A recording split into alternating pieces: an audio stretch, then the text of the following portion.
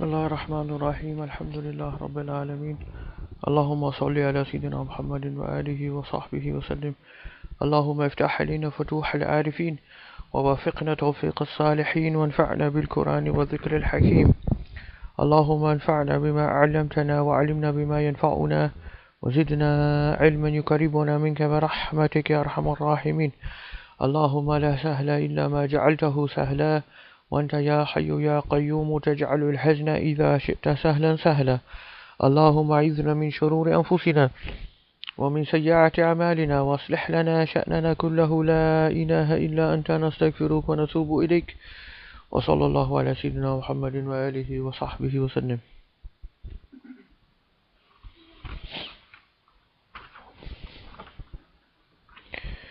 Continuing on the third obstacle, the shaitan. So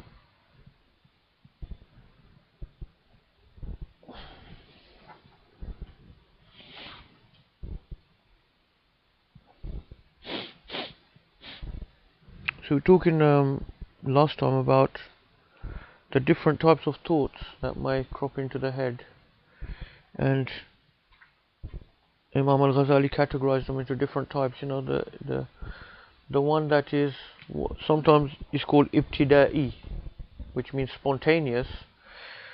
I said this is the one that is from Allah subhanahu wa ta'ala directly, spontaneous thought. Then there are others that come through the means of either the angel or the shaitan. We say through the means because ultimately, of course, everything is created by Allah subhanahu wa ta'ala. And then the fourth one he said was the nafsani or the nafsi. So that's which arises through the desires of the nafs. The thought that arises through desires of the nafs. Each of them can be good or bad, except for the angelic one, which is always good. Each of them can be good or bad, except for the angelic one. The spontaneous one can be good or bad. If it's bad, it means Allah subhanahu wa ta'ala is testing you to see how you deal with that. The satanic one can be good or bad. If it's good, it means because shaitan is trying to lead you further astray through a devious means. To make you do apparently something good, but leading you into a worse sin or a worse state.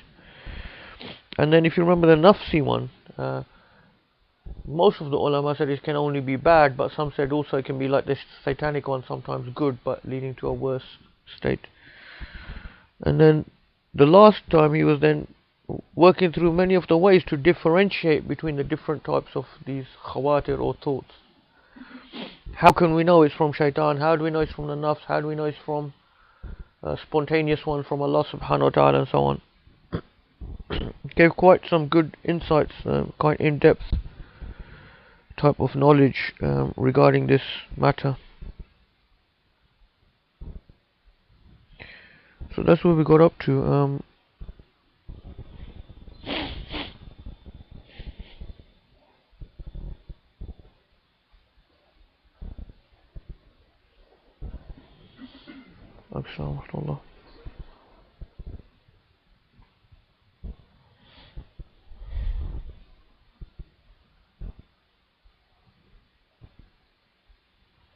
So I think we mentioned this. The last point we mentioned was if the thought, the bad thought, does not become weakened by the dhikr of Allah subhanahu wa ta'ala, then it is from the nafs or the desire.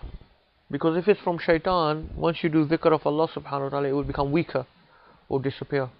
Because shaitan cannot influence you while you're doing dhikr of Allah subhanahu wa ta'ala.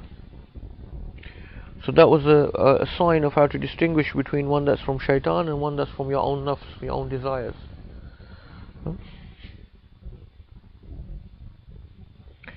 So I think this is the point we got up to. الفصل الثالث. فإذا أردت أن تفرق بين خاطر خير يكون من الله تعالى أو من الملك فانظر في ذلك من ثلاثة أوجه. If you had a good thought and you want to differentiate, is it from Allah subhanahu wa ta'ala or is it from the angel? Then he said, look at it in three aspects to try to differentiate. Is it from Allah subhanahu wa ta'ala or from the angel? This in itself is probably not so important. We did this, yeah? Okay. Where did we get up to then, Omar? Okay, cool to honor. Next page. Okay, okay. Yeah, that's true. Jazakallah khair. So if you remember, one of the interesting things then we were talking about the istidraj. Because istidraj is when shaitan is telling you to do a good thing, but he's trying to lead you into a trap or lead you into a worse thing. And that was the really interesting thing, a very sort of very subtle point that he brought from his Shaykh al-Juwayni. He said that there are certain very subtle signs that you can tell this is from shaitan, this thing. And these were the signs, remember, if it is accompanied by nashat, if it is accompanied by ajala, so it's something that you feel that you want to do really quickly and you have a lot of energy for it. And you feel very eager to do it. And you feel very safe and secure about the whole thing. Why? Because the sign of the mu'min and the sign of a good act from a mu'min is he doesn't rush into it. He takes his time, deliberates, and he also feels fear that am I doing the right thing? You know, is my intention correct? You know, am I sincere in this to Allah subhanahu wa ta'ala? So we're talking about good actions. You know? So these are some very sort of subtle signs that this may be from shaitan. If you find that it's not something you're deliberating, taking your time, feeling fearful of the, you know, of your intentions, fearful of the makar of Allah subhanahu wa ta'ala, what we say, you know, the fearful that this is not going to, you know, turn into a bad situation for you. So if you don't have any of those feelings about a certain good action, and you feel you need to do it, and you feel this haste to do it, from ajala is from shaitan, you see, as the Prophet ﷺ said, then there are signs this could be from shaitan. Yeah? And it's not actually a good thing. Yeah?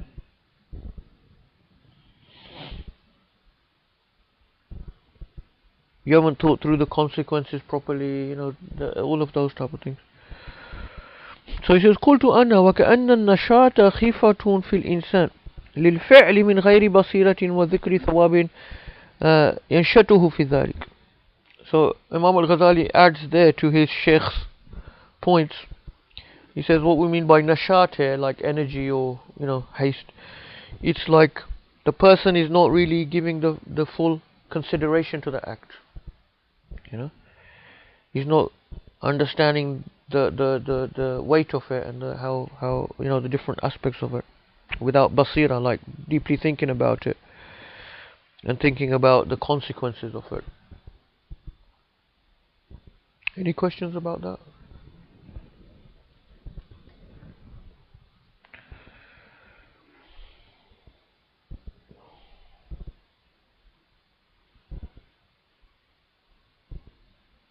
That's quite a subtle and quite beneficial point of knowledge you won't find in many places probably.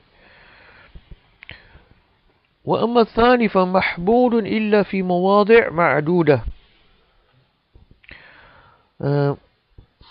وذكر في الخبر عن النبي صلى الله عليه وسلم العجلة من الشيطان إلا في 5 مواضع. So this thing ajala, like haste, speed, you know, doing things quickly, rushing, is a bad thing. No, sorry, is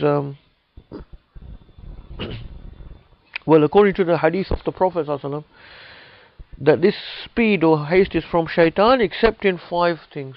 Except in 5 things. You know, as in these 5 things, it's good to be quick to do them, you know, rush to do them. تزويج البكر إذا أدركت, to marry off your young girls once they become the age of marriage. Once they became the age of marriage. Yeah? So this is something that we're losing in our social, the social problems amongst Muslims. You know, young people generally, not even just girls, but here is mentioned young girls, should be married soon. You know, once they reach the age of puberty.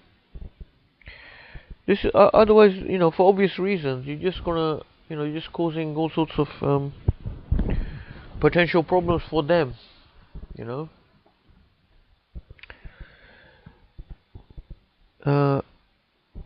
In fact, there was one person I was studying with who was telling me that actually he read in Imam al-Ghazali, one of Imam al-Ghazali's works, about this issue, that if a young person is not married and they fall into sin, due to that shahwa, that desire, it's very much the responsibility of the parents, because that drive, that desire is so strong in that young person. That it can almost become sort of blinding, or it can become overwhelming as well, at a certain age, that shahwa. And Freud and people like that talked about that. Freud went to the extent of saying that impulse is actually the driving impulse of all human activities, and all human, like, neuroses, etc., arise through different ways that impulse is repressed or manifested. So it's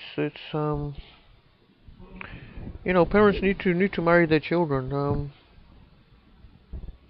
In Syria, it's a big problem where I was studying in Syria, because the mahar is set so high in Damascus specifically that most people can't afford the mahar to marry a girl.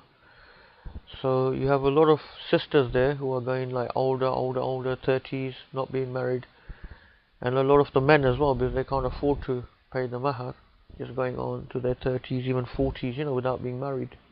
So it's quite a big social problem there.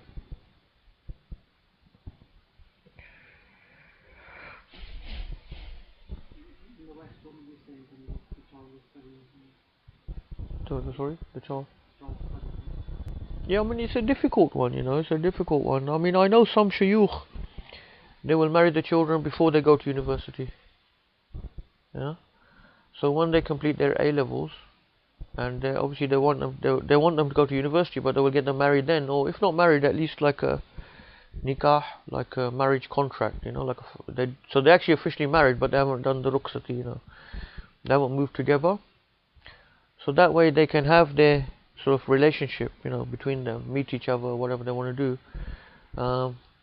until the point then later on they could, do the rukhsati, which I think probably that's a good plan. Obviously some children may differ as well. You can't blanket, there might be some, people, some young people that are just adamant, I don't want to get married, I want to do my studies, and that's not a big feature for them.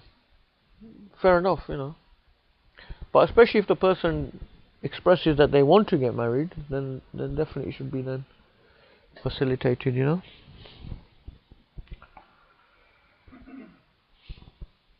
I mean, people may think it's a bit young, 18, after your A levels to get married, but that is really a lot to do with the culture, and there's a lot of studies being done on this as well, that before the this culture come into the modern Europe and so on, children used to grow up much earlier because they were treated as adults, if you see what I mean. People behave how society is sort of programming them or conditioning them to behave at different ages. So our society, our whole society we live in, there's expectations of how people behave at certain ages. When you're 15, when you're 16, when you're 18, when you're 21, they mean different things, So people actually fall into the way that they are sort of brought up or expected to behave. So this has not always been the case, even in these countries, in Victorian England, for example, children were considered small adults. That's how children were considered small adults. So even a child of 6, 7, 8, 9, they were considered small adults. They would dress like adults, and they would be expected to behave more and more like adults as they grew up. So it's actually this concept of childhood, that's part of the social um, part of society, what society defines as childhood. If you go to places like Afghanistan, you see young boys at the age of 12 carrying around Kalashnikovs and going into war, because they've been brought up in that way. And it's not, and they're mature. They are mature. They're mentally, they're mature, emotionally, because they've been treated as adults and they are acting and behaving like adults. But here, obviously, the culture we have, like, until you're 18 at least, you're expected to be a child. You behave like a child. You're frivolous. You're not serious.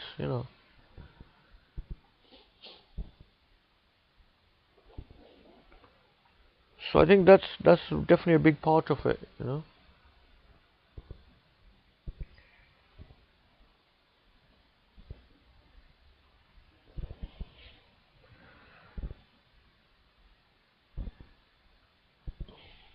And I think with the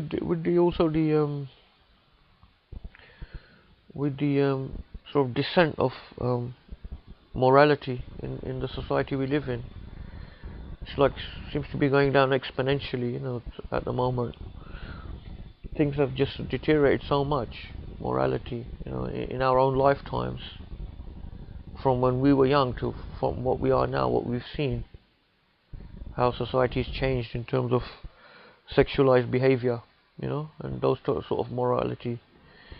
Like I was mentioning before, now there was on BBC Radio 4 a man, describing his website that he set up, which is for married people who want to have an affair, to meet each other, and they don't want their wives or husbands to find out, so it's like secretive. There's actually a website now you can go to do that, and it was on Radio 4. It's not like, and some people were phoning up, like church people, objecting to that, and they were made to look like real backward, older, backward type of people, so things are just nosediving, all this like availability of pornography and all of this stuff is just becoming so much on the increase. In these situations, we need to think carefully about this, about our children when you want to get them married off, and what they're being exposed to, because the age of that type of activity as well is getting less and less within the society. In England, one of the worst places in Europe, by the way, for teenage pregnancies and things like that. The age of girls becoming pregnant is one of the worst countries in Europe. I've done some work with school children recently, in my work when I was working with child and adolescent team. So we had contact with schools and school children, going through various type of problems, and I was quite shocked really at the behavior, how it's deteriorated from even the time when I was at school, which was bad enough. Because I remember one guy there, one young boy, who had been in trouble for having relations, sexual relations with a girl at school and all this stuff. And he was saying, they have this thing, I can't remember what he called it now. He mentioned a phrase like saying linking up or something. We linked up or something. And it was myself and this other lady who was a psychologist or something, English woman, and she was like, "What does that mean, linking?" Or it's one of those terms that young people use. And he was saying, "Oh, it's just like if it's a girl and there's a boy, say in school, and they decide they just want to link, meaning they don't want to be boyfriend girlfriend even. They just want to get together, perform some sexual acts, and then that's it. They don't meet again." So it's like that was a normal type of thing that's happening, in the schools. So let alone, forget about having premarital relationship, there's no even relationships. It's just that's the norm, is just to meet up for the act, and then that's it. You're describing it as a normal thing, like yeah, it happens. Like if you think there's a girl that you like or they like you, they'll ask through some mutual acquaintance, and then you just link.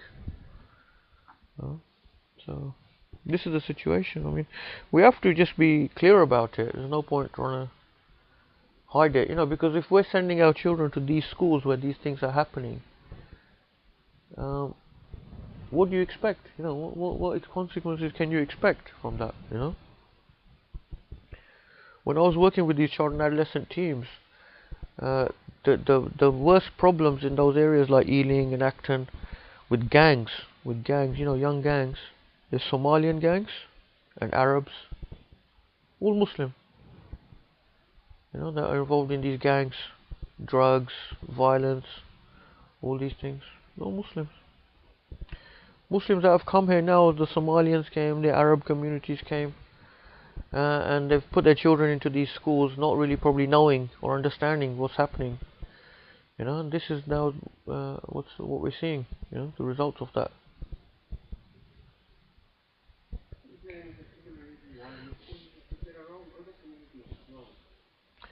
Yeah, the worst seem to be Muslims.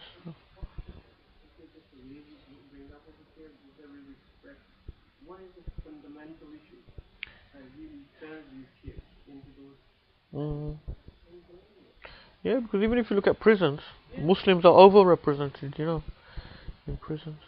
I think personally, I think when our first generation came, the Pakistani generation, many of them were like sort of village background and not so educated, and even from Bangladesh as well, you found that they were very much not really encouraging their children to get into education. Secondly, like especially with the Bangladeshi community, their daughters, they had no sort of ambition for them as well. It was like yeah, just get them married off or whatever. And I think it was just that lack of education, perhaps, for that generation, um, that was a problem. And now I think all the Somalians and Arabs and everyone have come now. Um, they didn't sort of learn the lessons that from our experience, if you see what I mean. They're just repeating the same mistakes. Um, I think if you can imagine Somalian kids that come from Somalia, they probably came here thinking this is a civilized country. They end up in this school, they see all these gangs and everything and violence, and they think, well, this is just like back home. And they feel well at home. They're more brutalized from their war-torn country. But yeah, I don't know. I mean,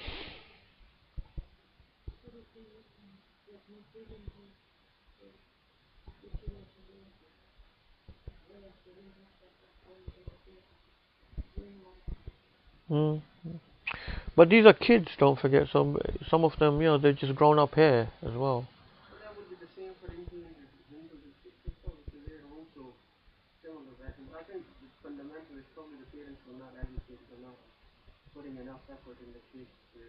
Yeah, probably. Yeah.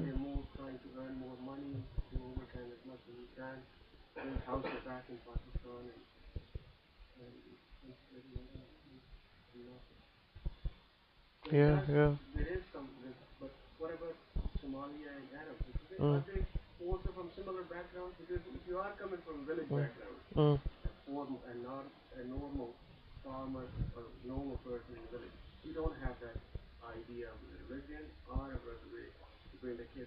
Mm. Mm.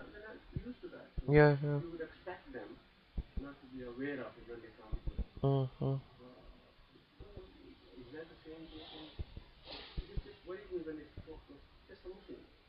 Yeah.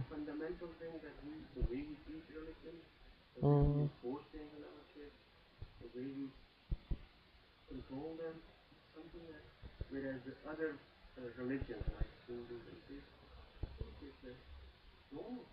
Mm. Mm.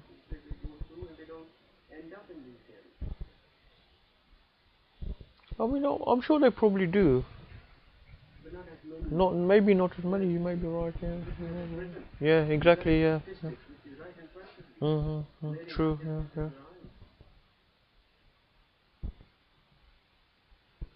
Yeah. Hello, Alam. It's a big problem anyway. It's a big problem.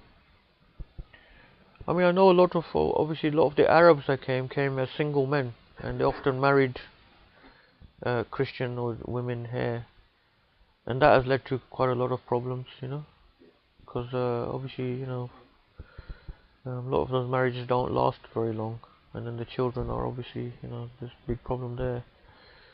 Um, but it's difficult, it's difficult. I think I personally, I think, just the environment in the school environment is such a strong peer pressure. So even if the parents are good parents and everything, it's just so difficult, for the child who's exposed to all that peer pressure at school, but then also with the media.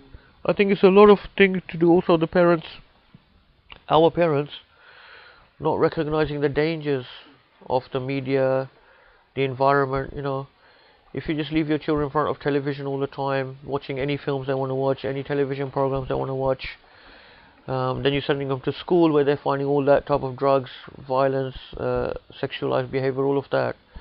And then they're seeing that on TV, film, everywhere. And like you said, you're working, 12-hour shifts or something. What are the children going to do, They're gonna follow that path. It's very, very attractive. Because it's the shahawat, isn't it? And children at that age, they're becoming adults. Their shahawat are so strong at that time.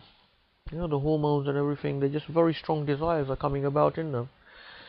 So that's a time where we really have to be careful with the children. This is why I think a lot of people make a mistake as well, because they say what's more important is primary school. We want to send our children to primary Muslim school, and in secondary school they send them to normal state schools. Well, I actually think it's the opposite priority, because I think at the age when they're in primary age, it might even be healthy for them to be mixing with other people, non-Muslims and so on. Because children that younger, I mean, there is still, I mean, they might come home and start swearing and things like that, pick up some bad things. But they won't be, really sort of, do real ma'asiyah, like, But in secondary, that's the age when the children are becoming adults. They can get into real big sins, And that's the age when you throw them into the secondary school. I think that's very dangerous, personally.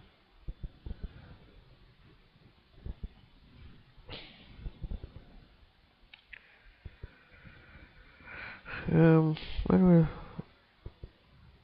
what were we talking about? Oh yeah, so that was the marrying, marrying off as in the hadith, This is something you should rush to do, marry off the young girl when she becomes bulugh. So that makes a lot of sense, And that was even in that time. Even in previous times, it was recognized, that young people that are going to become baligh, they're going to have a lot of strong desires and they can easily fall into sin. So we as parents have to be aware of that. Don't be naive about these things as well. So imagine if that was the case then, what's the case now? With the very sort of sexualized society that we live in. That's all it is, all everywhere around you, in the media and everywhere. That's what's happening right now.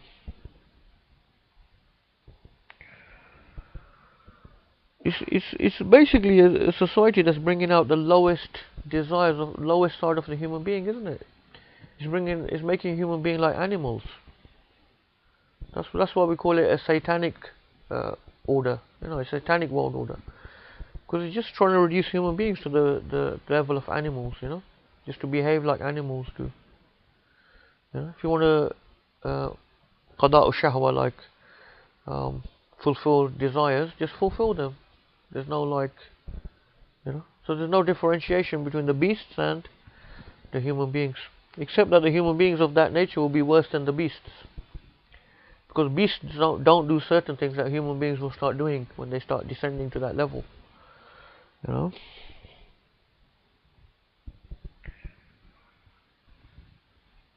So the hadith said the 5 things you should rush to do: marry off the young girl when she becomes baligh, وَقَضَاءُ دَيْنِ ذَا وَجَبَ, pay off your debts when they become due. Paying off the debt is such an important thing in the deen. And once again, if you look at all of the hadith and things about debt, how the Prophet ﷺ was so warning against it, and how it's it's not to say that you're not allowed to go into debt. Even the Prophet ﷺ did borrow, from people, but it's not a desirable situation. And it's not nice to get into a lot of debt, you know. And as you know, even with the funeral prayer, we don't pray until we try to pay off the person's debts, because that's one thing that, you know, the rights that belong to others, Allah subhanahu wa ta'ala doesn't forgive unless those others forgive, you know, because they're rights that are due to others. So that's why it's good to pay off a person's debts before you do the janazah prayer, so that those things are not still upon him, you know. And once again, this is so relevant to our time, because if debt in those times was bad, now we live in a global economic system which is built upon debt. You know, it's built upon debt. So it's a norm, you know, the way the system functions is that you should be in debt. You should work from a position of debt, you know, from individuals to companies to countries.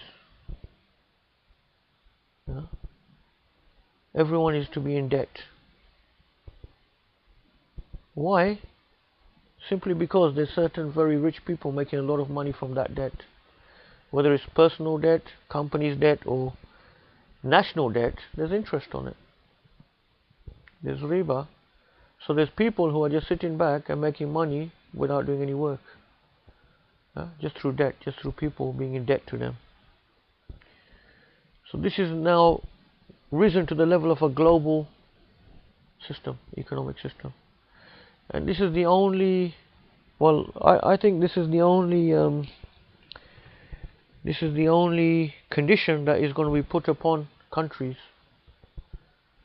you know, to maintain their own sovereignty, is if they agree to integrate into the global economic system. As long as they do that, those people who are the powerful people in the world will be quite happy for you to have, you know, whichever leader you have. We don't mind, as long as you are willing to integrate and stay within the global economic system that is there, you know.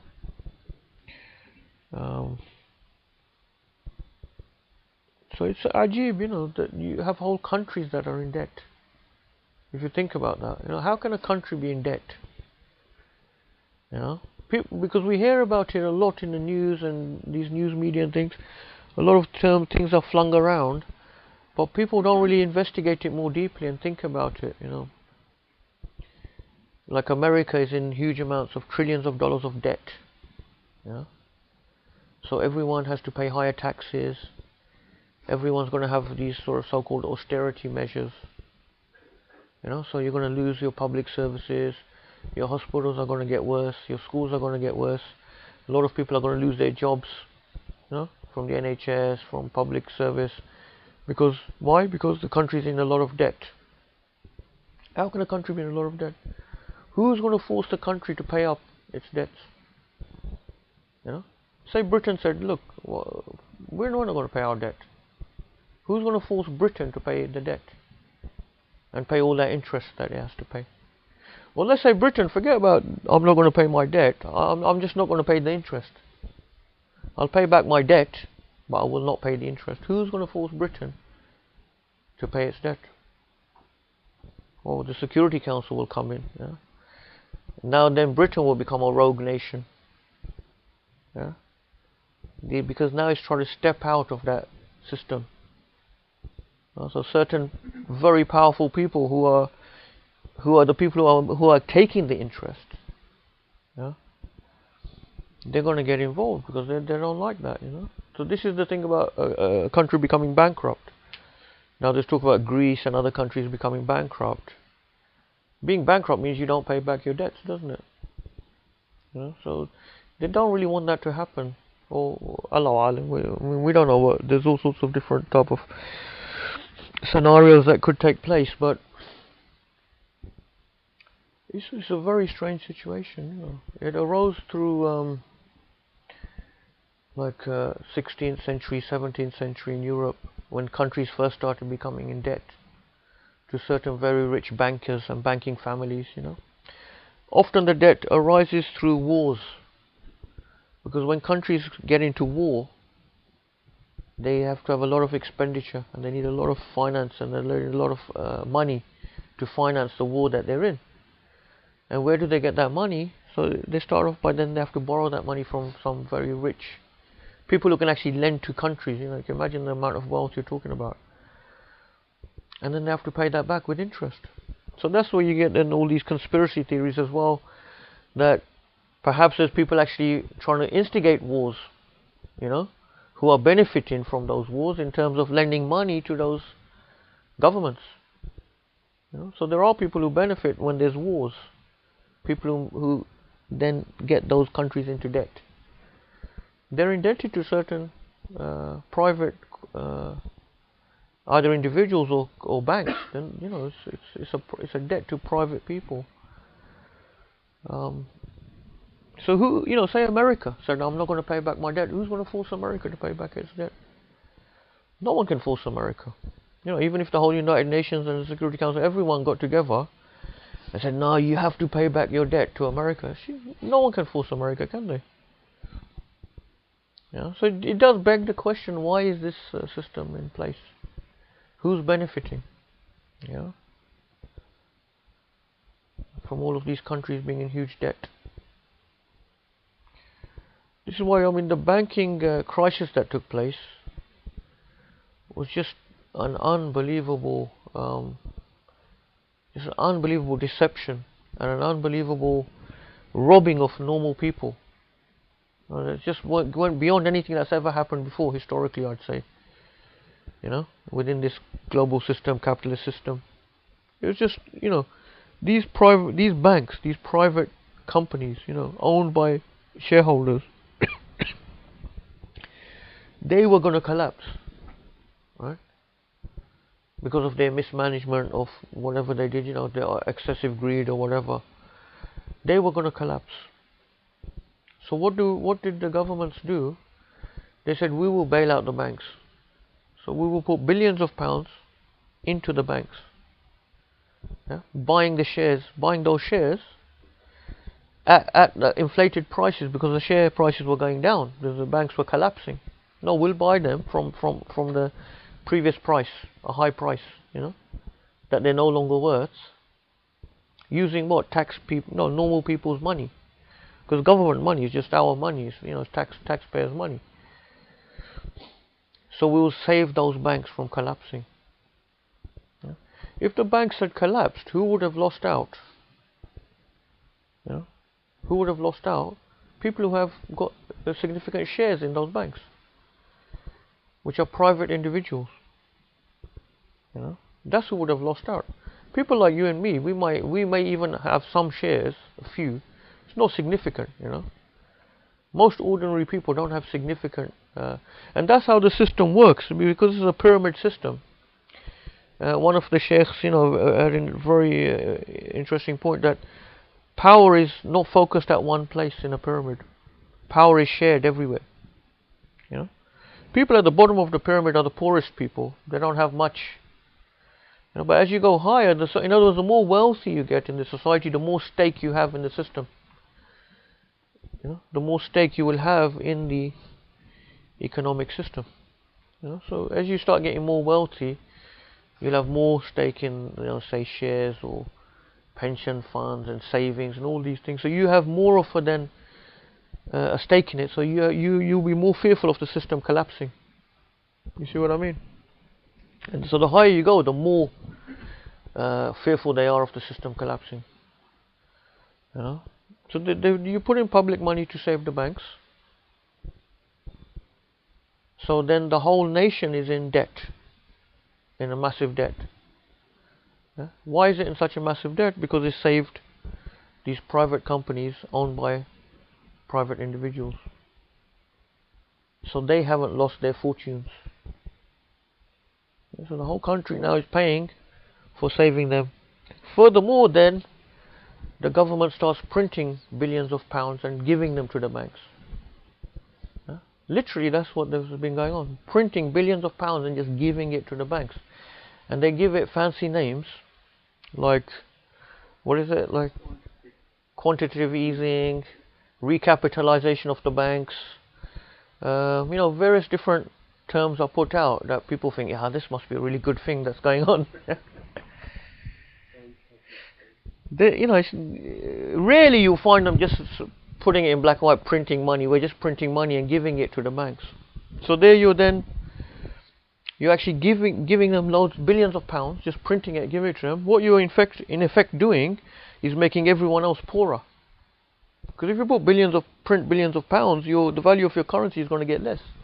That's why inflation gets higher. Because of too much, there's so much money around then. But it's not, they haven't distributed that money equally upon everyone. They've given it to the banks. So the rest of us, comparatively, even if we have saved money, our money is worth less. So that's another knock that they've given to the normal people. That's the second blow that they've given to the normal people. Right? Then thirdly,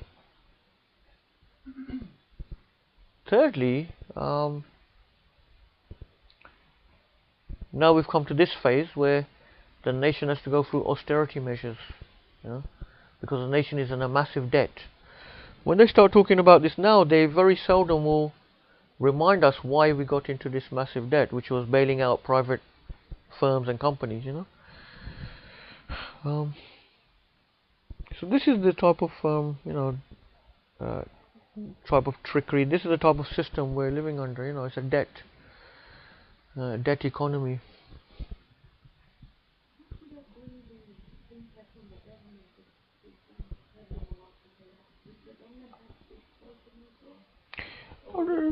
Government has no stake because government just has public money. You see, no one really knows. That's the truth. I mean, the whole economy could have collapsed. That we know, the whole capitalist economy could have collapsed. Probably would have, or it may not have. Maybe the banks would have collapsed, and other institutions would have carried on. So no one really knows the significance.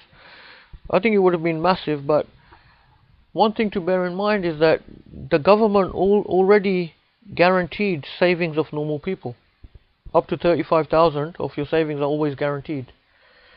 So normal people would not have lost their savings in any case, That would have been guaranteed by the government. So instead of bailing out the banks, they could have bailed out normal people's, given their savings. And that would have been probably much, much minuscule amount compared to the amount of money they put into banks.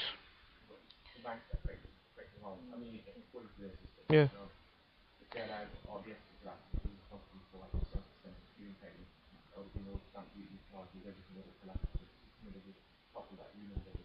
Yeah.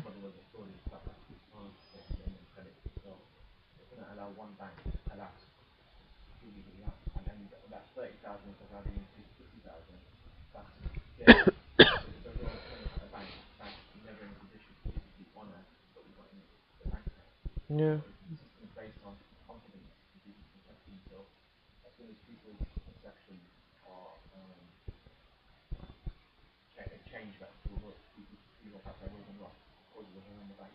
Yeah, the system may well have collapsed. I can see that, definitely. The whole system may have collapsed, Like the loss of confidence would have been huge. But so what? That's the point here. Who would have lost out?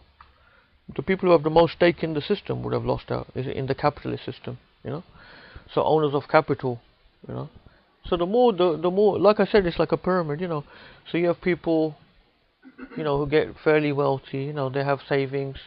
They start getting more of a stake. Then you have the millionaires, they have more of a stake. And right at the top you have billionaires, whose wealth is spread throughout the whole system, Because they don't put all their money in one company, as you know. Very wealthy people, their money is spread throughout the whole system. That's why they have a stake in the whole system itself, And it's there to create more and more wealth for them all the time, All of these corporations, the way they're all structured. It's always maximizing profit for who? Ultimately, it goes back to private individuals. And, a lot of people have a minor stake through their pension funds and things like that, But comparatively, that's very minor compared to the big stakeholders, the billionaires, multimillionaires. So.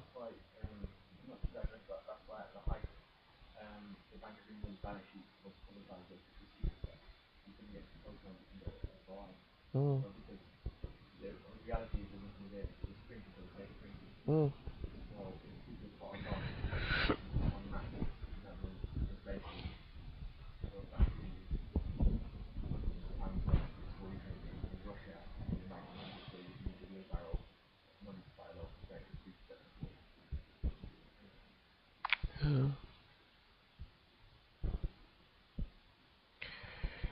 Yeah, so I think that's the thing. It was very unpredictable, but the whole system could have collapsed. But then, like, so what? That's the point.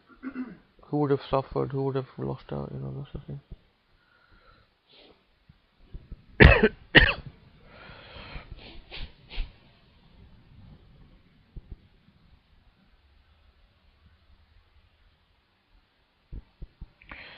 I mean, if you read, people like Chomsky, from even long before this, he was describing, the whole system is geared up. This is to take money from the public and give it to the hands of private people, rich people. That's how the system is always geared up, And you can read his work. There's always mechanisms to allow that to happen. A lot of this, what was happening before this banking crisis in the NHS, for example, where I work, they had this big thing I think it was under Tony Blair, called the Private Finance Initiative or something, where they were getting private companies to have some input into the NHS. They were knocking down huge sites, huge buildings that were owned by the government, owned by the NHS, it was public property. They were knocking down massive hospitals and were saying, oh, they're old buildings. And they were building new buildings, partly with private money. So the government was then renting these from these private companies. Is there any sense in that? I mean, can anyone see any sense in that? Knocking down a massive building that you own and then building another one and renting it from someone. So you're going to be, once again, money is now being channeled into private companies. There's all sorts of, if you look throughout, the economy, you'll find all sorts of things, mechanisms in the Pentagon. If you study how the Pentagon works, so much money, the defense budgets and all these, where do they go? They always end up with private companies, in private hands. Yeah. Yeah.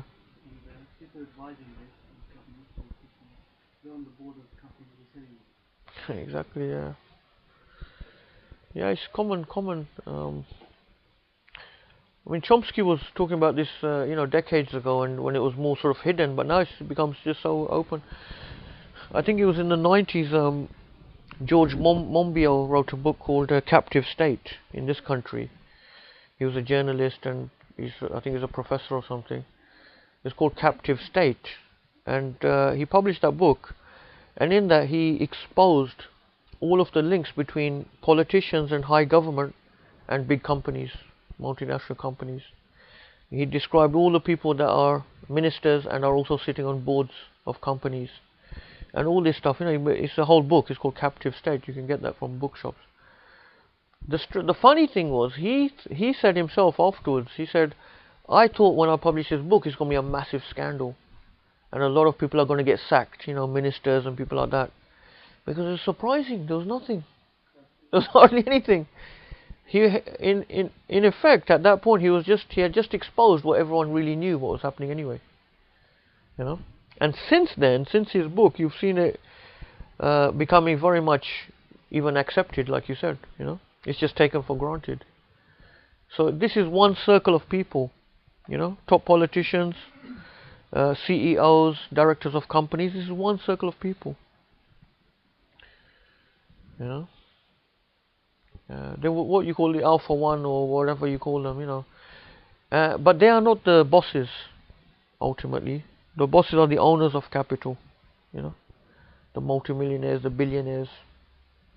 These are still executive group who are just running the system, for their bosses.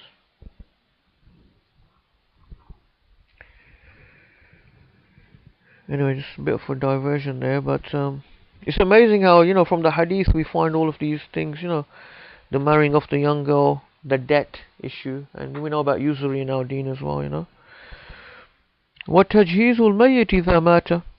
The third thing that we should rush to do is to bury the dead person. So the burying of the dead person when he dies. So this is why you find amongst Muslims the custom is, when someone dies, we don't keep their body hang around. We just, do the janazah and get them buried as soon as possible. Now this is from the deen, because the Prophet ﷺ explained in another narration, in another hadith, if it's a good person, then it's better to get him to the next place, which is going to be a nice place for him, rather than to have him hanging around. And if it's a bad person, you want to get rid of him from your shoulders anyway. So in both ways, better to just get them buried. وَقِرَأَ ضَيْفْ إِذَا نَزَلَ. The fourth one is to honor the guest when he comes. To honor the guest. So rushing to honor the guest. This is a great sunnah from our deen. Honoring of the guest. Mentioned in the Quran about Sayyidina Ibrahim alayhi salam, that he hastened to get the calf.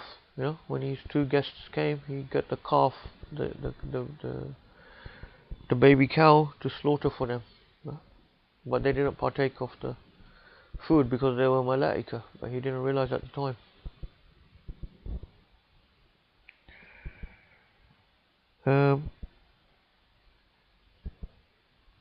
This honoring of the guest is from the ikram of the Arab people even before Islam. It was one of their features,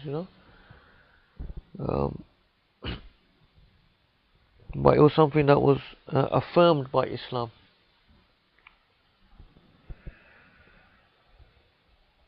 وَالتَّوْبَةُ مِنَ الذَّنْبِ إِذَا أَذْنَبَ. To make repentance if you commit a sin. So if you commit a sin, obviously don't linger around, just immediately make tawbah. So al-ajalatu min shaitan illa fi had, except for these five, speed and haste is from shaitan.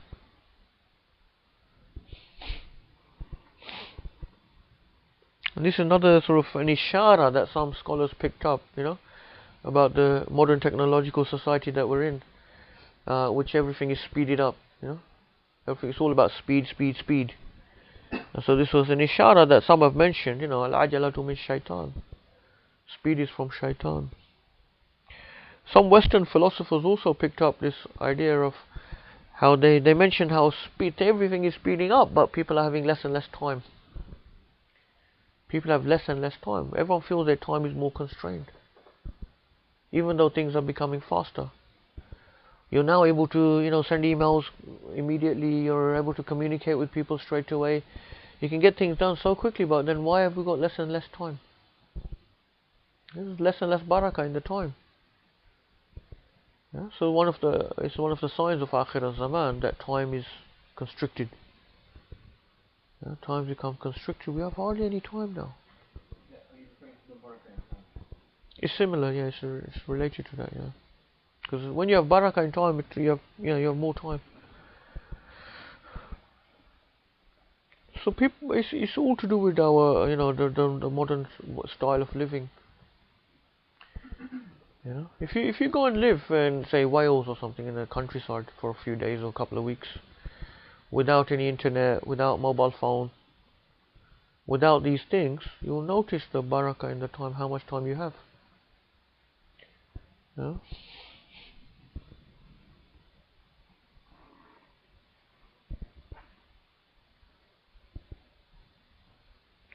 وأما الخوف فيحتمل أن يكون في إتمامه وأدائه على حقه ووجهه وقبول الله تعالى إياه.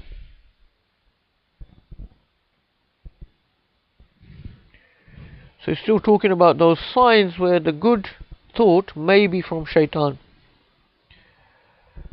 So one of them, remember, was khawf, that if you feel a fear and trepidation about the act, that's more of a sign that is from Allah subhanahu wa ta'ala, the good act, the good thought.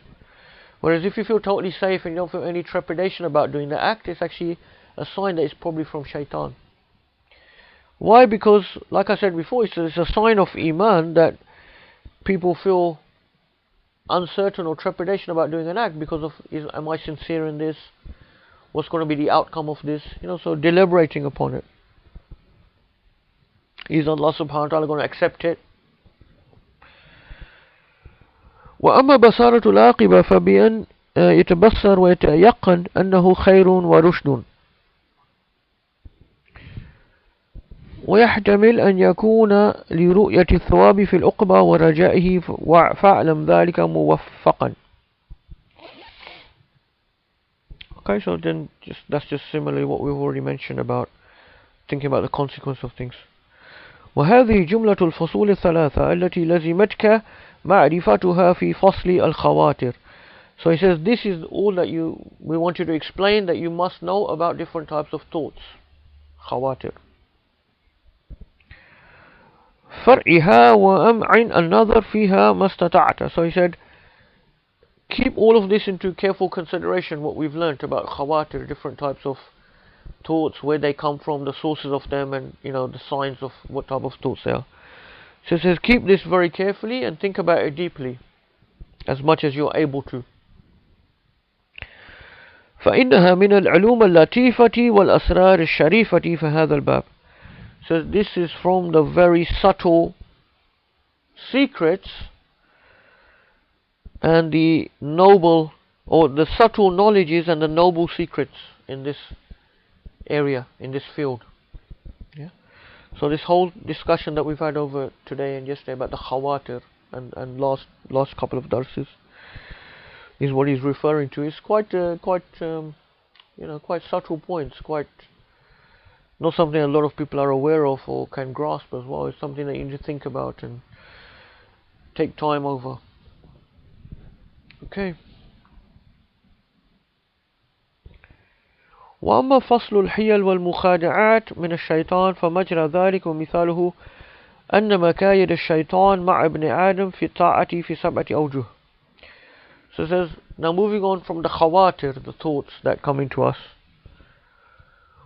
The other theme of this chapter was the tricks and traps of shaitan. The tricks and traps of shaitan. So it says, how do they work and what sort of examples can we give to illustrate them? So he says, we can say that the tricks and traps of shaitan with the human being, specifically with regard to matters of worshipping Allah subhanahu wa ta'ala, are 7 aspects we can look at. 7 aspects. Yeah, so these are the tricks and traps of shaitan that are to do with worshipping Allah subhanahu wa ta'ala specifically. So not to do with obviously shaitan is going to try to get the human being to sin in many different ways, from committing haram to doing other things. But now he's focusing on someone who's trying to worship Allah subhanahu wa ta'ala. He's establishing the prayer, he's doing dhikr, etc. Then these are the tricks that come in, that shaitan will bring to this person to try to deviate him, to try to mess up his intention, to try to get showing off into him. Yeah, so these type of different things that will come in. So the first one, أحدها أن ينهاه عنها فإن عصمه الله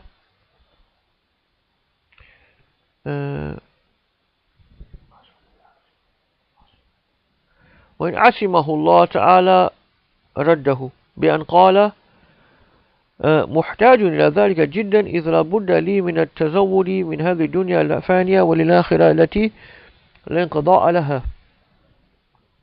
So he says, when shaitan sees a person engaging himself in worship, engaging himself in trying to purify himself and come closer to Allah subhanahu wa ta'ala and get reward for the akhirah, the first thing he will try to do to him is just simply to just stop him. Yeah, so this is the simplest and straightforward way. He will just say, you don't need to do that, you don't need to pray Fajr today, you're too tired, don't worry about it. Yeah, so simple.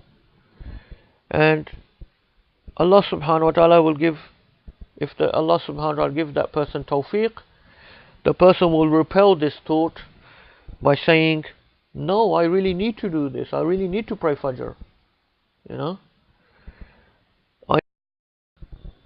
So the person has to keep reminding themselves, no, I'm doing it for the akhirah. It's very important. This dunya is going to end. I'm going to be entering into my grave soon. What am I going to take with me? Do I want to go there in a state of disobedience to Allah subhanahu wa ta'ala? So these things, and we are in need of this all the time. Yeah? This is why it's important to hear reminders. You know, the Jummah khutbah should do this for us. This is one of the main functions of the Jummah khutbah. Should be for the community to just have that constant reminder on a weekly basis. You know.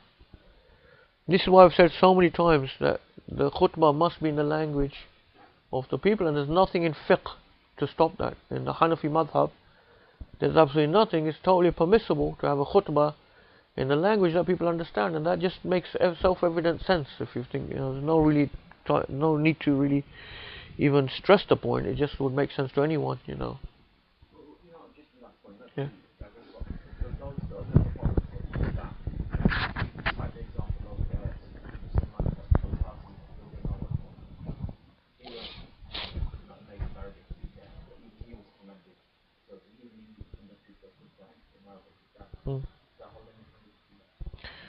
Allahu Alam, I haven't come across that particular narration.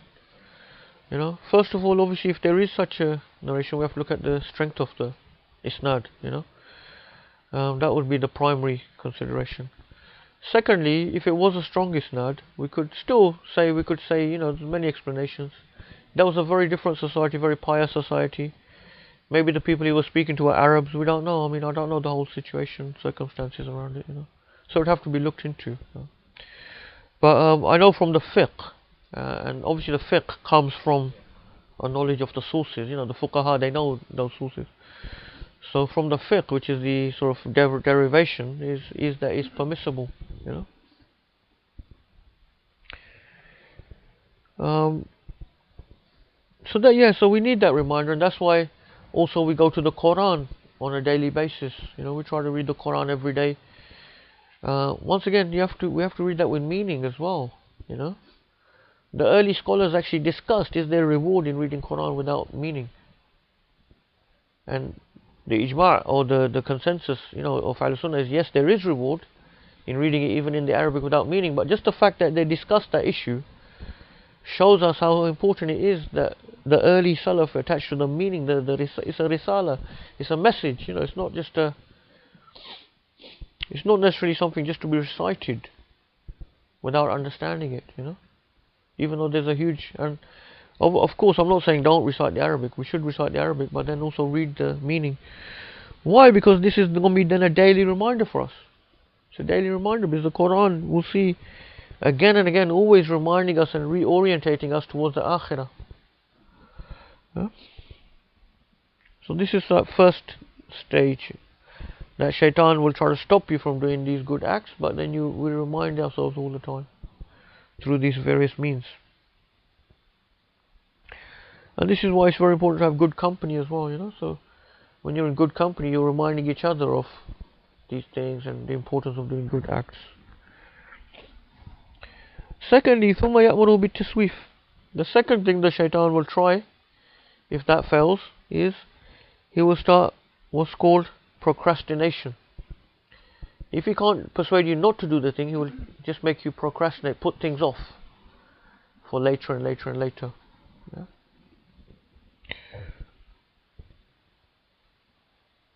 So, you know, yeah, of course, you know, you should start going to darses, but maybe next year. Yeah? Earn a bit more money this year. You know, maybe next year. You know, you'll see examples of this in yourselves and people that you know, I'm sure. I mean, I knew one brother at one time who was very much into the deen, and he was like, you know, doing lots of things, you know, dhikr, going to darses, sort of trying to pray tahajjud, things like that. And then he started doing this, you know, he started getting into a workplace. And he used to be a friend of mine, so we used to meet quite regularly and discuss things. And you know, he wanted to then, he started saying, look, you know, I think I should work hard for a couple of years, get a certain amount of thing that I need to do, and then after that I'll be able to work sort of part-time, and I'll be able to put a lot more time into the deen, you know. So because I can then, you know, I'll be financially able to do that, if you see what I mean. So he did that. He worked really hard for a couple of years, to the obviously not then attending darses and doing certain things that he was doing before. After 2 years, he said, I think I need to do about a couple of years more. I need to build up a bit more, and maybe I need to put in a deposit for another house as well. So another 2 years passed. He still had in his mind, then I will go part time, and I'll be doing a lot of ibadat, and now it's been, I think, about 12 years, and it's probably past that time. Has passed, probably. Allah alim, Allah knows best. Yeah, but this is sort of thing, shaitan. It's very easy to fall into this type of thing.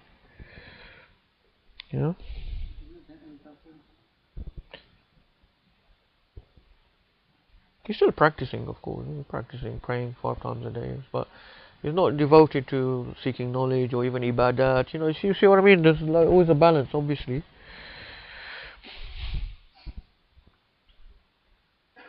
I'm not saying people shouldn't work, obviously, I've got anything like that, but it's always that balance, isn't it? Just to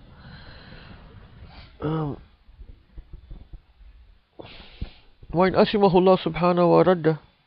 Because he wasn't just working; he was doing a lot of extra work. Overtimes and a lot of extra stuff to try to build up that thing. They busy thought, then I'll go much less, and I'll be able to devote myself to ibadah and stuff. That was that type of thinking. But then he's just carried on.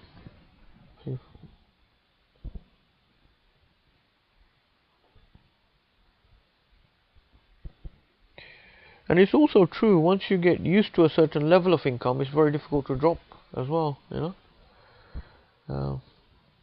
if you have a low income and you live off that, people live off that, they're able to get by, and they're okay. But if you have, say, double that income, for some reason or another, you'll just become used to that, and your lifestyle will be according to that level of income. Then it's very difficult to also then drop that as well. You have to have quite a strong intention to be able to do that as well.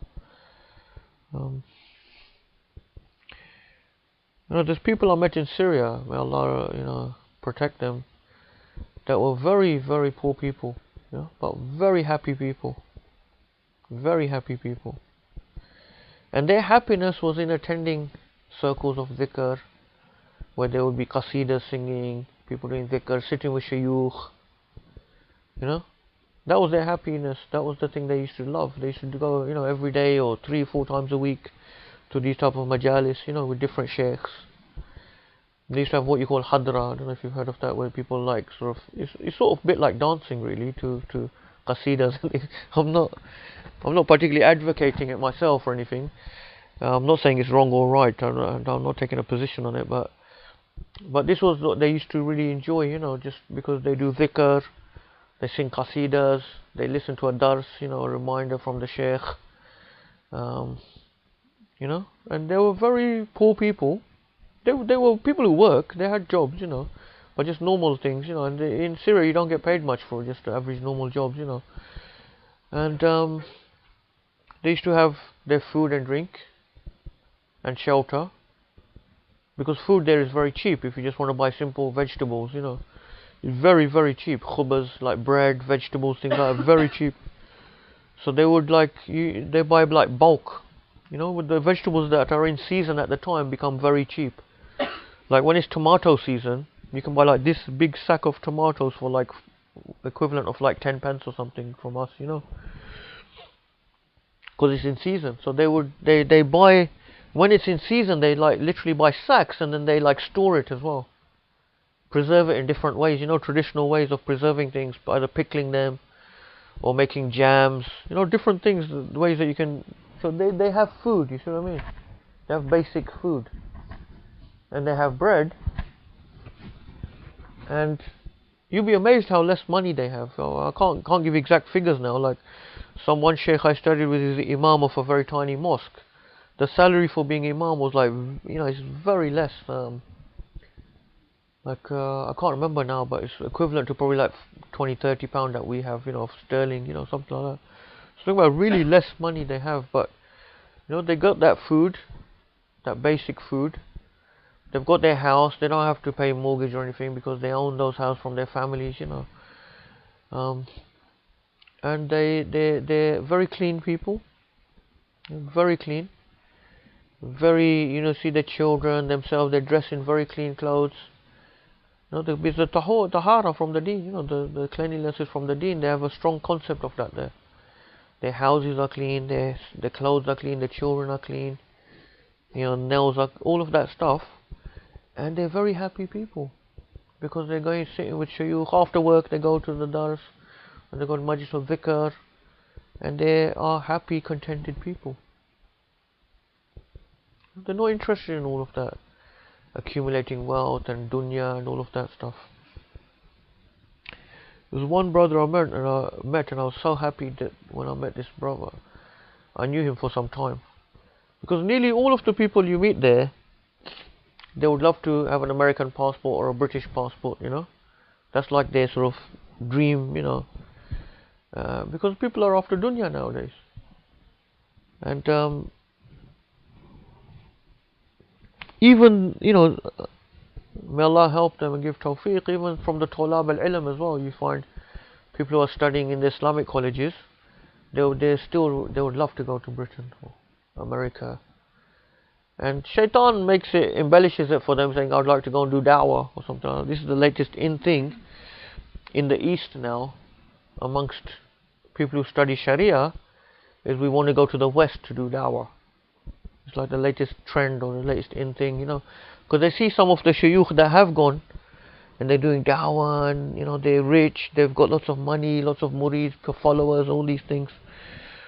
So this has become their, you see what I mean? This is a deception for them, for most of them. It's a deception, because really, their intention is feeding their own shahawat, the love of hubbud dunya, etc., fame.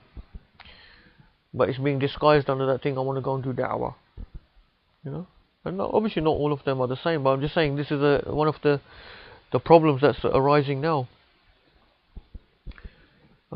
One brother, two actually, same thing they said to me, one of them was a student of knowledge, or an alim by our standards here, and the other one was just a normal person, accountant, but he loves to sit with Sheikh Said Booty and people like that. I said to him, because I made friends with them and everything, I said, you must come to England sometime, And the brother, both of them separately, they both said to me, why would you want to go to England for? Why would we leave Sham and go to England? So I was like, alhamdulillah, I'm so happy to hear that from someone. Because normally what you hear is, yeah, call me anytime, get me the visa. But alhamdulillah, there's some people there. There's not, and these were both young people I'm talking about, not elderly sheikhs or anything, young brothers. Why would you want to go to England for,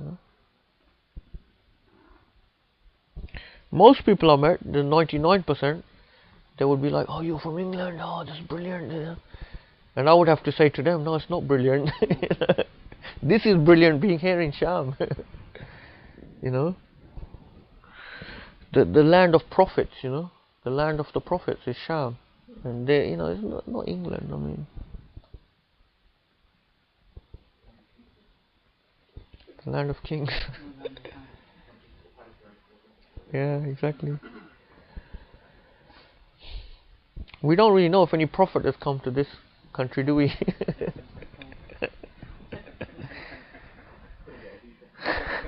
Exactly.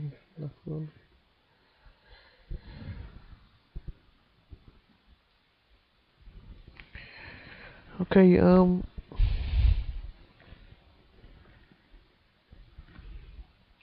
so that was the second one now, procrastination. فَإِنْ أَسِمَهُ اللَّهُ سُبْحَانَهُ وَرَدَّهُ بِأَنْ قَالَ لَيْسَ أَجَلِي بِيَدِي. So he says, if Allah subhanahu wa ta'ala protects him and gives him tawfiq at this stage, when shaitan tries to do this with him, then the man will say, لَيْسَ أَجَلِي بِيَدِي. He said, my end is not in my hands. I don't know when I'm going to die.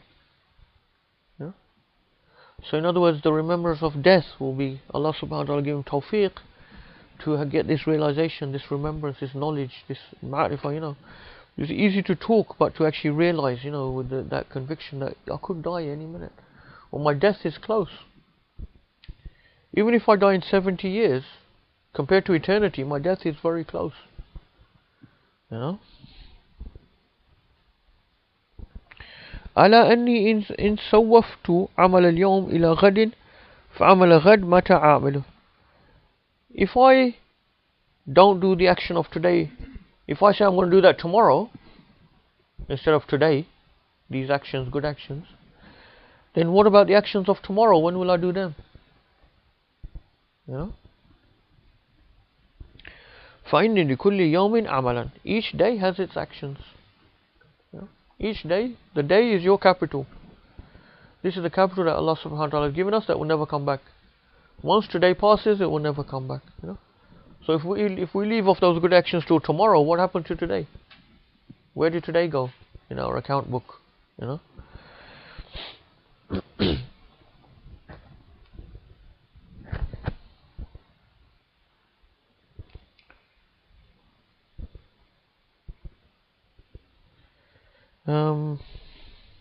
Yeah, something I was going to say which I've forgotten now. ثم يأمر بالعجلة. So the third one, so this is the second way he comes. Then the third way Shaitan will come will be ajjala. He will then say to him, okay, I can't stop him from doing the good action. I can't get him to put it off. So you're going to get him to rush things. The ajala, the rushing. فيقولون أجل أجل لتفرغ لكذا وكذا. Try to do your good actions, but rush them, do them quickly, do more and more. فإن عصمه الله تعالى ورده بأن قال قليل العمل مع التمام خير من كثيره مع النقصان. So the reason Shaitan will try to make him then start doing lots of actions is, first of all, because he might not do them properly, you know. And secondly, as I was talking about last week, he may be trying to make him burn out. Yeah? So you see this often in people when they first start practicing. Yeah? They'll start getting really like, you know, I'm going to fast every other day, brother. And you're like, look, just take it easy, you know. Stick to Monday and Thursday if you have to. No, I'm going to do every other day, brother. You know? And they won't listen to the wisdom of people older because they're very sort of, you know, enthusiastic at that time. I'm going to grow my beard real long. That's it, you know. I'm never going to trim my beard again. See them 6 months later, you know. Brother, you know, I'm just sticking to Ramadan now. Okay. You know, that's in the good case scenario. In the worst case, they totally burn out, and you know they don't. You know, so so do things, you know, slowly. Take your time. Consider carefully. You know, all right. If I'm going to do fasting every Monday, let me make sure I do it properly. Let me make sure I establish myself. You know, do that for 6 months first, or 3 months, and then okay, let me see if I can add the Thursday. You know, so that's like, you know, do something, as the Prophet said, do something small but regular and consistent. Is more beloved to Allah subhanahu wa ta'ala. So that's why they said al-karama al-istiqama. Karama is real karama, is istiqama, when you establish and maintain something. So we come back 10 years later, you're still doing something, you know. Even if it was something small, just keep it up. You know? It's like the Sufis give the analogy of the rock. You know, if you have a rock and you have a drip of water, you come back after a month, you'll see a small hole in that rock, or a groove.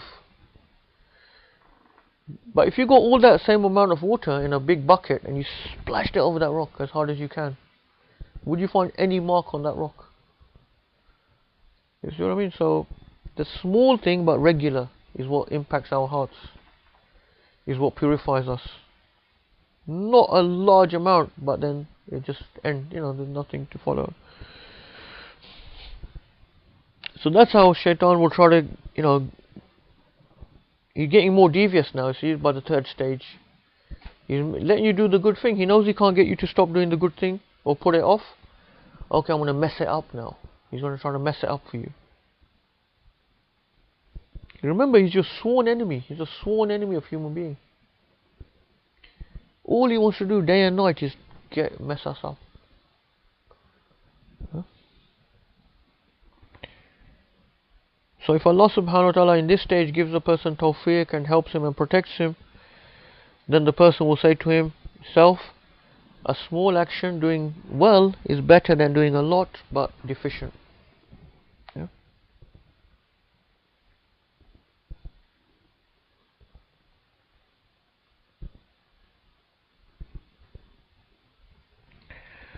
ثم يأمره بإتمام العمل مراءة للناس. Fine. And then, so the fourth stage now, getting more and more devious. In the fourth stage, he will say, do good actions, do them well. But he brings in the riyah, yeah? Showing off to people. So you're doing your actions, doing them well. But he's bringing in the riyah. He's making you occupied with what people are perceiving about the actions. Yeah?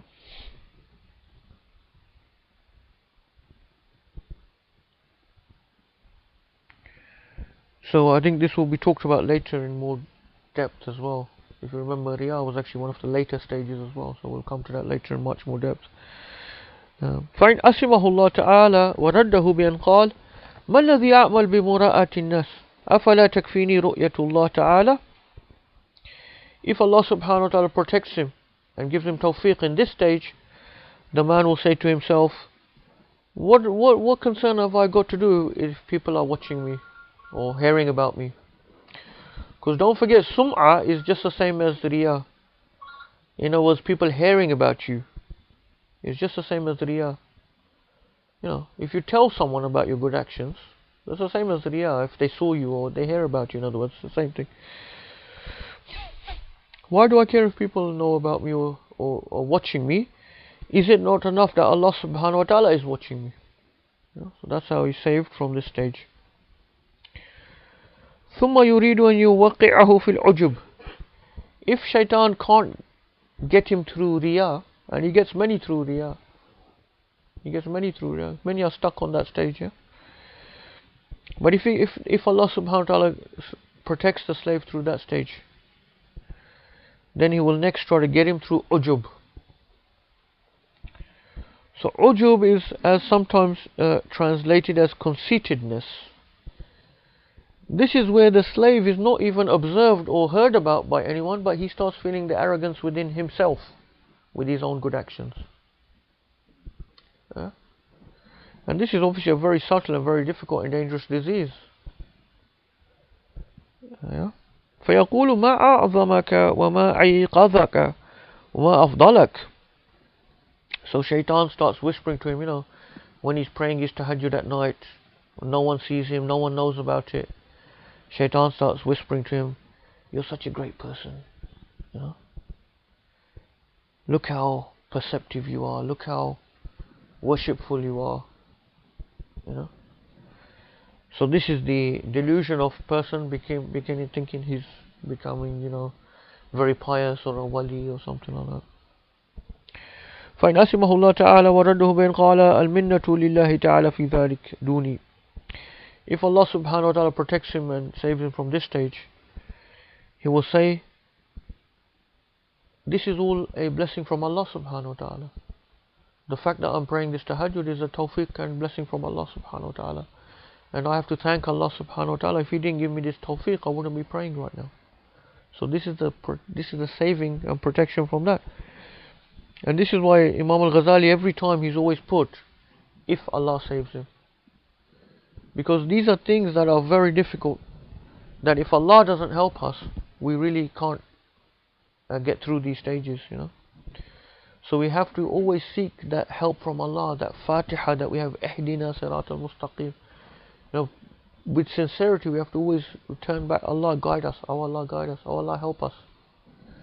Because this is only can happen through the guidance and help of Allah subhanahu wa ta'ala through these stages. وهو الذي خصني بتوفيقه وجعل لعملي قيمة بفضله ولولا فضله فماذا كان قيمة هذا العمل في جنب نعمة الله علي وجنب معصيتي له. Yeah, so he realizes this is all tawfiq from Allah subhanahu wa ta'ala, and he realizes the blessings and gifts that Allah has given him, and compared to his own disobedience to Allah subhanahu wa ta'ala. So that all prevents him from becoming proud of himself.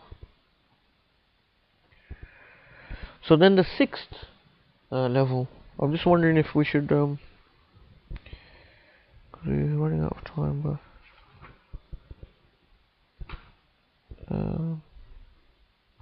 we'll do the sixth one, and then maybe it seems a shame to just leave the last one, but we can do the sixth one. ثم يأتيه من وجه سادس وهو أعظمها. So it says then the sixth one is the most deadliest way. ولا يقف عليه إلا متيقظ. No one can really be saved from this except someone who's really on the ball, so to speak. متيقظ, like really awake, really perceptive of what's happening, to catch this trick. وهو أن يقول اجتهد أنت في السر فإن الله تعالى سيظهر عليك ويلبس كل عامل عمله. Shaitan will start whispering to him, just do your secret ibadat, no one knows about them, don't let anyone know about them, don't let anyone hear about them, but whatever you do will be apparent to people through like the nur on your face, or because everyone, their actions, they wear their actions, people, in other words, you can see from people what type of people they are or what type of actions they do. This might seem a bit strange to people nowadays, but it was very, very common, very normal for people in the past to have this belief that people's actions or states are reflected in their faces, if you see what I mean, or in their appearance.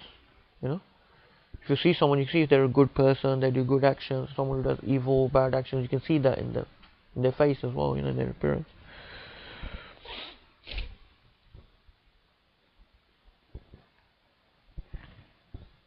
وأراد بذلك ضربا من الرياء. And Shaitan, really, he's trying to trick this person into a type of riyah here. It's a type of riyah here, a very more subtle one, You see what I mean? So it's not the very clear riyah that he's doing it in front of people. People are watching the ibadat, but he's thinking to himself, I'm doing all these ibadat, people will see me they'll see it in me, these ibadat. So it's a more subtle form of riyah that he's getting trapped into. فإن أسمه الله تعالى ورده بأن قال يا ملعون. If Allah subhanahu wa ta'ala protects him and gives him tawfiq at this stage, this person will say, O cursed one, speaking to Shaitan, O cursed one, إلى الآن كنت تأتيني من وجه إفساد عملي. Until now you kept trying to come and trying to mess up my actions. والآن تأتيني من وجه إصلاحه لتفسده. And now you're trying to come to me in a way of fixing my actions, rectifying my actions, so that you can corrupt them in a devious way. You're actually telling me to do my actions in sir, like secretively, do my ibadat secretively, no one knows about it, no one's seeing you, but secretly you're putting this riyah in underneath. إنما أنا عبد الله تعالى. I am nothing other than the slave of Allah subhanahu wa ta'ala. وهو سيدي. He is my Lord. He is my master. إن شاء أظهر وإن شاء أخفى. If he wants, he may make things manifest on me, my state or my actions, and if he wants, he may hide it.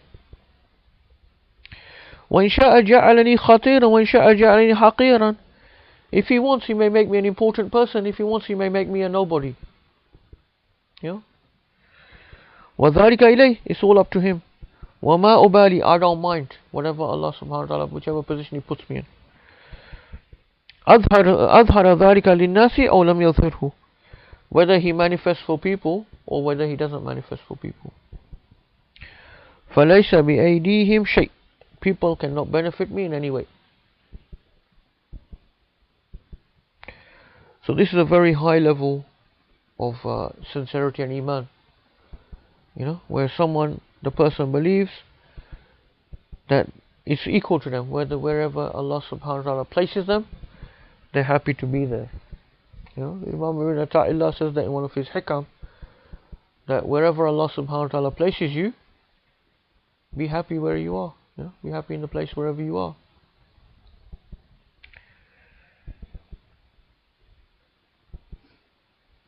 Okay, should we leave it there, inshallah? We'll leave it for suspense hanging for number 7.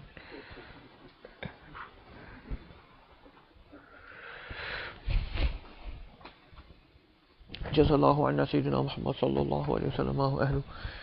جزا الله عنا سيدنا محمد صلى الله عليه وسلم ما هو أهله. جزا الله عنا سيدنا محمد صلى الله عليه وسلم ما هو أهله. سبحان ربك رب العزة عما يصفون وسلام على المرسلين الحمد لله رب العالمين.